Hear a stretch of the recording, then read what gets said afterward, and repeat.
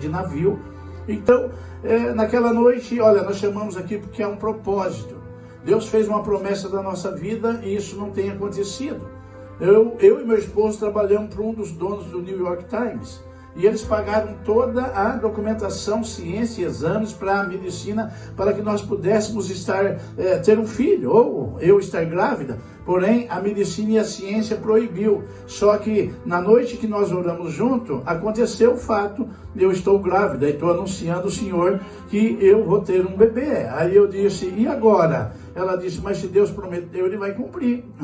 E aí ela disse, Lucas 1:37, mas para Deus nada é impossível, tudo é possível aos olhos daquele que crê, daquela que crê. Quantos aqui tem promessa de Deus? Quantos aqui tem promessa? Você veio aqui porque há uma promessa na tua vida, desde o momento que você aceitou Jesus, há algo grande, sobrenatural acontecendo, há uma guerra, há uma luta, é uma briga feia, mas nós sairemos vencedores de tudo aquilo que o Senhor tem prometido na minha e na tua vida. Tem pentecostal que crê nisso, tem adorador que veio exaltar o nome do Senhor. Você pode abrir o teu coração hoje, dá liberdade, se quiser fazer até aviãozinho aqui, pode, não pode, pastor? Aleluia. Quem olha para mim assim pensa que eu tenho 70 anos de idade. Se enganou, porque eu aceitei a Jesus em 2005, então eu tenho 20 anos de idade. Aquele que está em Cristo, nova criatura é.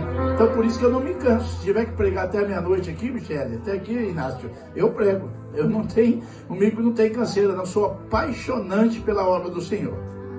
Então nós vemos aqui que Abraão caminha por 3 dias. E ao terceiro dia, Abraão abre os olhos e Deus revela o local de adoração. As regiões de Moriá seria o Gólgota, onde Cristo foi crucificado, o Monte Caveira. E naquelas regiões, Deus mostra o local da adoração.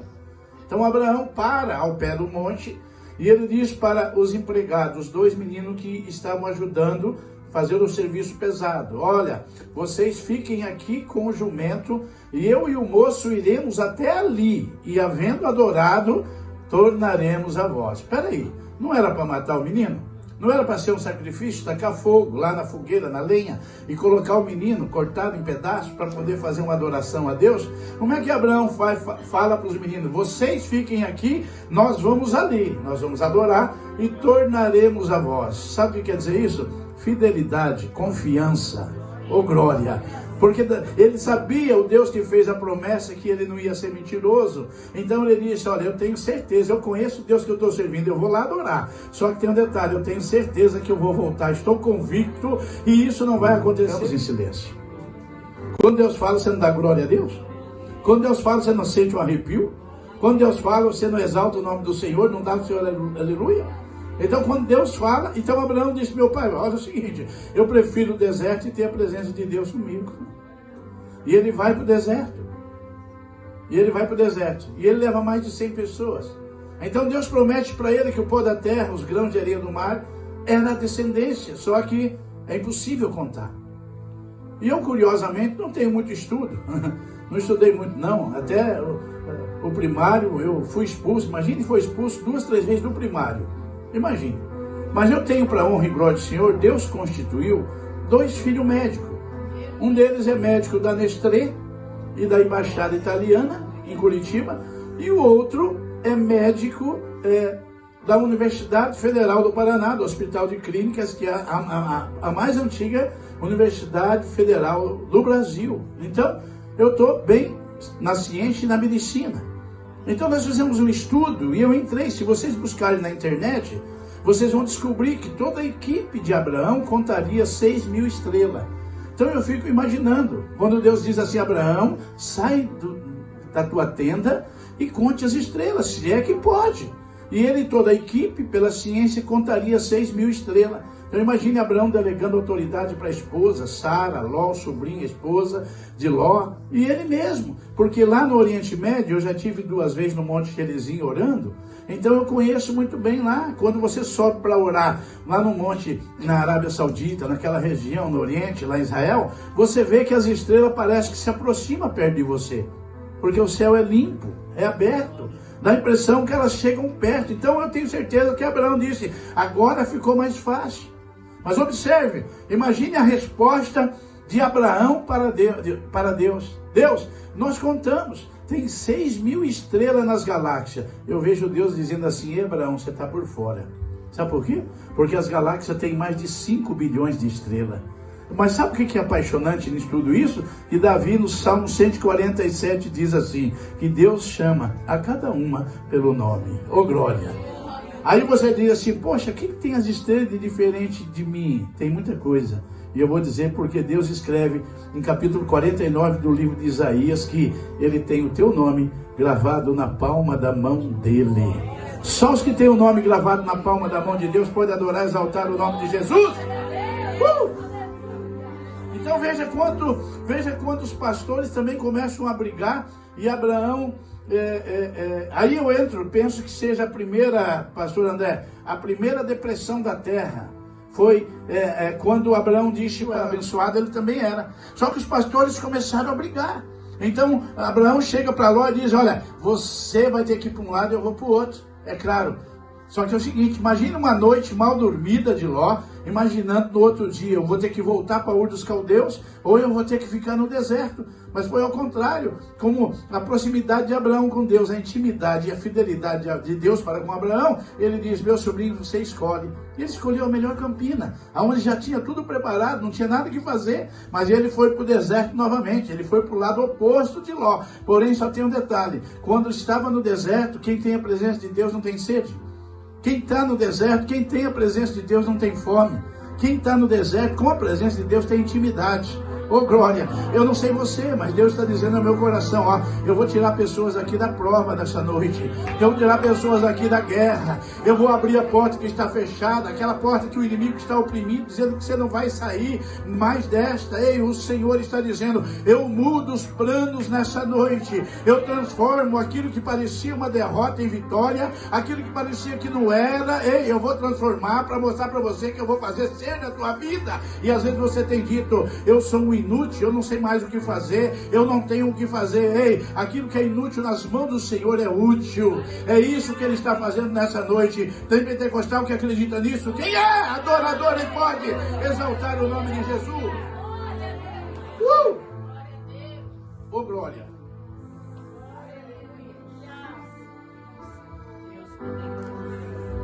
Agora imagine, de primeira mão, eu já falei no podcast, eu já apresentei no Instagram, no Facebook, mas há 4 anos e meio atrás eu fui acometido de 90% de Covid. Isso tem filmes, porque a minha irmã era diretora do hospital, dona do Hospital Pilar, lá em Curitiba. Então, foi gravado, foi filmado pela medicina. 90% de Covid, eu fui numa máquina de tomografia. Quando sai dessa máquina, os médicos disseram: você tem 3 horas de vida. Ou nós colocamos você entubado em coma, ou você morre. Daqui você vai para o velório. É óbvio, a família, minha irmã sendo dona do hospital, acionista, autorizou que eu fosse entubado para entrar em coma. Só que na hora que eu estou saindo da máquina de tomografia, sentado na cadeira de rodas, eu estou indo para a UTI, eu falo com Deus: Deus, não vou morrer. Eu sei que eu não vou morrer, porque não se cumpriu as promessas na minha vida. Aleluia. Glória a Deus. Não se cumpriu, então eu não vou morrer. Aí eu lembrei Deus, eu fui sorrindo. Imagine você, sabe por quê? Porque um dia eu fui pregar numa igreja chamada Jornada para o Céu, em Boca Raton, do lado de Miami. E era uma igreja incrível, igualzinha essa aqui. Só que na lateral tinha 15 homeless, sem teto americano. E eu preguei só para sem teto americano. Só que a pastora disse: só que não temos cama, é padrão. Cada um dos homeless, eles têm uma cama, eles têm um salário para dormir aqui, bater ponto, tipo bater ponto. Isso é a vida americana. Só que você vai dormir no chão ou nas cadeiras. Não arrumaram nem um colchão para mim. Eu falei: nem quero. Eu quero dormir no chão mesmo, nas cadeiras. Era vermelha assim, pastora Marinal. E eu falei: eu quero assim, porque eu quero orar com eles de madrugada. Eu quero pregar para eles de manhã cedo com a tradutora, que fazia a tradução, a filha da pastora. e eu quero ficar aqui. Fiquei 15 dias. No último dia veio um rapaz elegante, bonito, que era noivo da moça, que é filha da pastora, que traduzia. Olhou eu deitado no chão, o rapaz olhou e falou assim: tem um mendigo novo aí? Tem uma mulher nova aí? Era eu. Aí a moça falou: fala baixo, eu escutando tudo. Fala baixo, que isso aí é um pastor aí, doido. Diz que Deus mandou ele ficar aqui. Não entende inglês, a única coisa que eu sei falar inglês até hoje é I love you. Ele não entende inglês, não entende nada, e ficou aí orando, ficou aí com... Aí no outro dia aparece uma Mercedes preta na frente, conversível, da frente da igreja, e a filha da pastora chega e diz assim: o meu noivo quer te levar para você conhecer o pai dele em Orlando. Isso era próximo de Miami, 40 minutos. Dava 4 horas, 3 horas e meia, 4 horas até Orlando. E eu disse: ok, estava ali mesmo, né? E entrei na Mercedes, fiquei lá atrás, sendo que nem uma limusine, eles na frente e eu ali atrás e tal. De repente, eu pergunto: quem é teu pai? E ele respondeu: eu contei a tua história pro meu pai e ele achou graça, ele quer que você tome um café com ele. Eu falei: quem é teu pai? Ele falou: é o Benihim. Viu? Dá um baque assim? Aí que eu vou procurar entender por que eu fiquei 15 dias dormindo no chão. Porque Deus queria que hoje eu estivesse contando as maravilhas que ele tem feito. Benihim errou? Eu errei, você errou também. Ele pediu perdão. Então eu tomei um café com ele no Hilton Hotel. Quem senta na frente assim, tinha que, na época que ele fazia as coisas erradas, ele pediu perdão. Era $3.000 para quem sentasse nas primeiras cadeiras assim. E o Hilton Hotel, misericórdia, é um palácio, né? As cadeiras vão até ali, lá sei lá, umas 10 ruas para frente aí. E ficou só primeiro-ministro, príncipe, princesa, aqueles camaradas com tumbante, como é que chama aquilo? Árabes, veio lá da Arábia Saudita, da Nigéria, só gente importante com envelope na mão, com $3.000 para dar para ele. E quem estava no primeiro banco, bem na frente deles, olha assim, eu, paletózinho empenado, sapato furado, estava ali junto. Falei: meu Deus do céu, o que eu vim fazer aqui? No meio de todo esse povo aqui. Quando ele foi começar a pregar, que ele começa a louvar primeiro, ele disse: stop. Falou para os músicos: stop. E olhou na minha direção e disse: come here.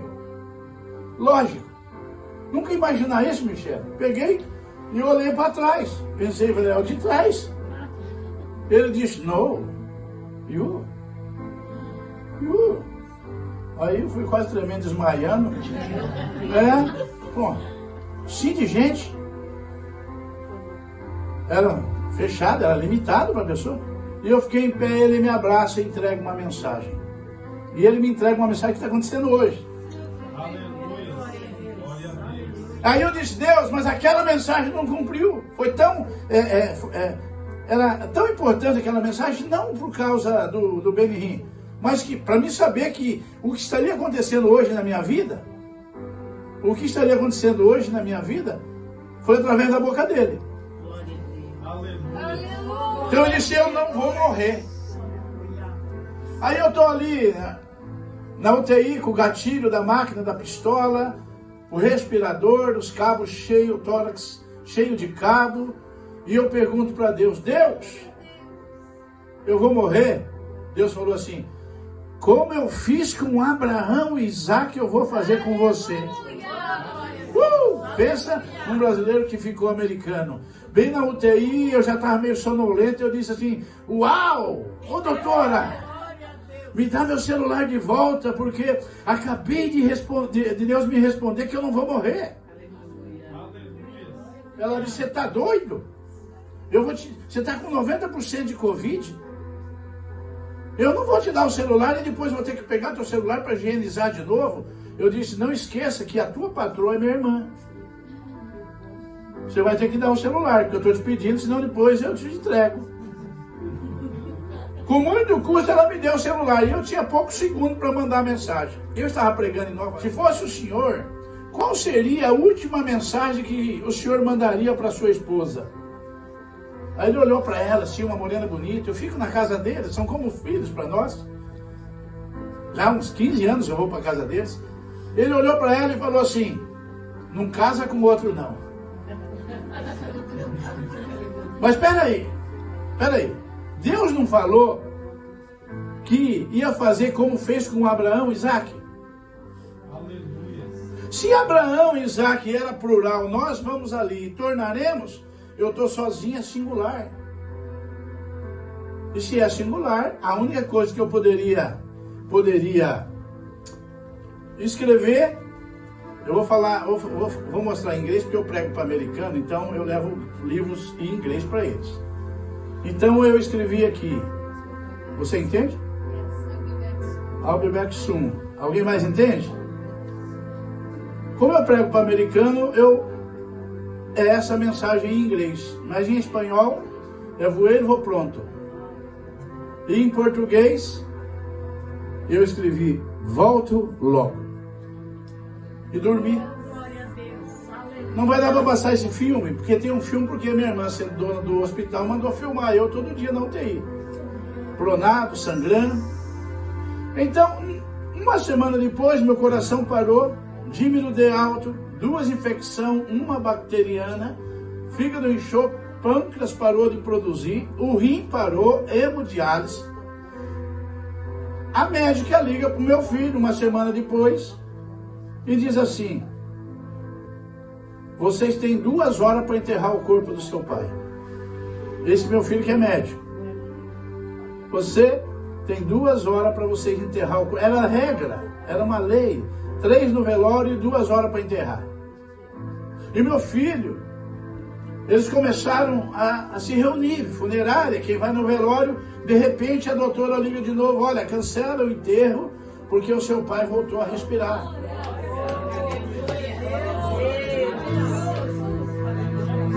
Então vocês estão vendo? Eu provo escrito, minha esposa é escritora, professora, pregadora. Então eu provo com filme do estado que eu estava dentro. Eu vou passar para a pastora e a pastora passa para você. Do estado que eu estava dentro da UTI, dentro do hospital. Então passaram-se mais uma semana. Além do pastor André, tem alguém que já trabalhou em enfermagem aqui? Não. Então, passado de 14 a 16 dias, quando aquele gatilho está na boca, só para ter um entendimento, ele começa a corroer os lábios. Isso vai ver no vídeo, vocês vão ver. Começa a apodrecer o céu. Para minha irmã, que é sócia dele, e liga e diga assim: doutora, é o seguinte, eu coloquei os 12 melhores especialistas de Curitiba para cuidar do seu irmão. Porém, eles lavaram as mãos. Não tem mais o que fazer. Eu sou ateu. Mas eu digo para você, doutora, você é minha amiga, trabalhamos juntos, de sócia há 30 anos. O homem lá em cima chamou ele.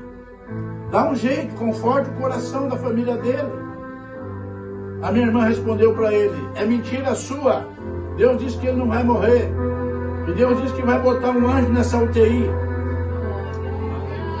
A prova é que uma das fisioterapeutas tirou férias para ganhar um bebê em casa. Ficou 3 meses fora. Passado 3 meses, encontra minha irmã no corredor. E chega para minha irmã e diz: ô doutora, meus pêsames. O hospital morre gente todo dia? Minha irmã perguntou: quem morreu? Aí ela disse: eu estava na madrugada aqui. Aquele pastor do teu irmão morreu. A minha irmã falou: você está doida? Meu irmão está em Nova York pregando hoje.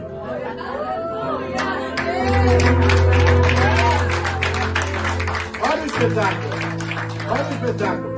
Aí a minha irmã, para provar que eu estava vivo, fez uma videochamada. Quando fez uma videochamada, a fisioterapeuta pergunta: ei, pastor Lomar, é verdade que o senhor está vivo? Falei: vivo, ainda vou ganhar o céu para Jesus, hein? Então teria que tirar o gatilho. Tirar o gatilho. E eles tinham que tirar meu corpo da UTI e levar no centro cirúrgico.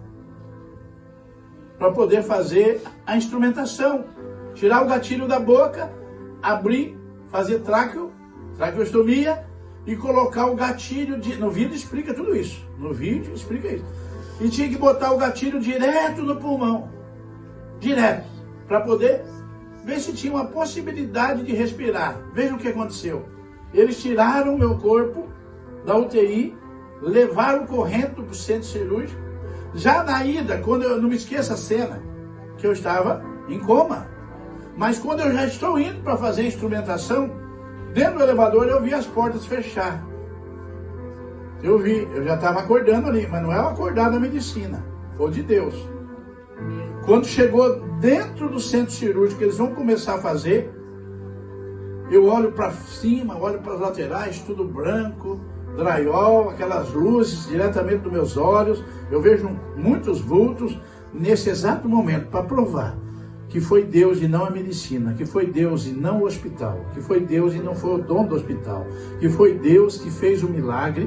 Eu voltei a respirar 98%. Deus fez coisas grandes na vida dele. Olha, meu tempo vai chegar, mas eu quero orar por você. Estamos aqui vivos. Estou mais jovem do que você imagina. Eu tenho uma escada na casa da irmã lá que dá uns 40, 50 degraus, não dá? Toda vez que eu subo lá, eu subo correndo. Não tem tempo ruim para mim, não. Para pregar o evangelho, eu fico 24 horas pregando. Mas foi dito hoje isso. Aquele que não deixar pai e mãe, filho, foi você que pregou isso lá, né? Aqui de manhã. Aquele que não deixar pai e mãe, filho e filho, vou incluir esposa, neto, por amor de mim, não é digno de mim. Então, por isso que Deus tem honrado. Eu tenho visto muitas pessoas serem curadas. Eu trabalhava no crime organizado no tempo que não era cristão. Meu irmão era braço direito de Pablo Escobar. Sabia disso, Michel? Meu irmão era braço direito de Pablo Escobar. Morreu, levou 5 tiros. Eu ia buscar a cocaína quando vinha da Colômbia, vinha no aeroporto. Nós compramos toda a polícia. E eu tinha 2 cunhados delegados, né? Então, da família. Então, estava muito, muito fácil. Nós só fazíamos coisa errada. Era um alcoólatra, fazia tudo errado. Só que hoje eu estou pregando a palavra de Deus. E o delegado que era o titular, que era o chefe de toda a gangue, quem faz as minhas agendas hoje nas igrejas quadrangulares no estado do Paraná, porque eu ganhei o delegado para Jesus. Porque, irmã Vânia, ele disse assim, se você aceitou Jesus, você vai morrer. Ele mandou 3 policiais com metralhadora para me matar. Vários dias eu não podia sair de casa. Mas, aprove a Deus, ele está morrendo e eu estava no local certo, na hora certa. O delegado estava morrendo. Minha irmã era médica e cardiologista dele. E eu disse, agora é tudo ou nada. Ele disse, você vai me matar? Eu disse, a vontade era botar um travesseiro no teu nariz agora. Mas eu vou mostrar para você a quem eu estou servindo. Ele aceitou Jesus, foi curado, não precisou fazer a cirurgia do transplante do coração. E hoje está no livro, e hoje ele faz as minhas agendas. Então Deus tem feito algo tremendo na minha casa. Glórias a Deus. E eu quero orar por você. Eu quero orar por você nessa noite, se você pode estar em pé. Oh, aleluia, louvado seja o nome do Senhor. Você tem liberdade de abrir o teu coração, adorar o nome do Senhor. Tem liberdade de rir na presença de Deus. Tem a liberdade de pular. Tem a liberdade de chorar. Tem a liberdade de extrair o melhor que você tem de adoração. Porque aquela mulher samaritana perguntou para Jesus, aonde que nós vamos adorar? Se é em Londres, se é em Miami, se é em São Francisco, se é em Curitiba. Não, o irmão da doutora, que era a dona do hospital. O irmão da doutora ressuscitou. O dono do hospital pega o telefone e liga para minha irmã. Fala, doutora, ele era ateu, escute o que eu estou te falando. O anjo que a senhora disse que viria na UTI não veio. Aí ela disse, desembucha logo, todo dia tem uma notícia. Aí ele respondeu, eu acho que o próprio Deus veio aqui, porque o teu irmão está vivo. Ô, glória!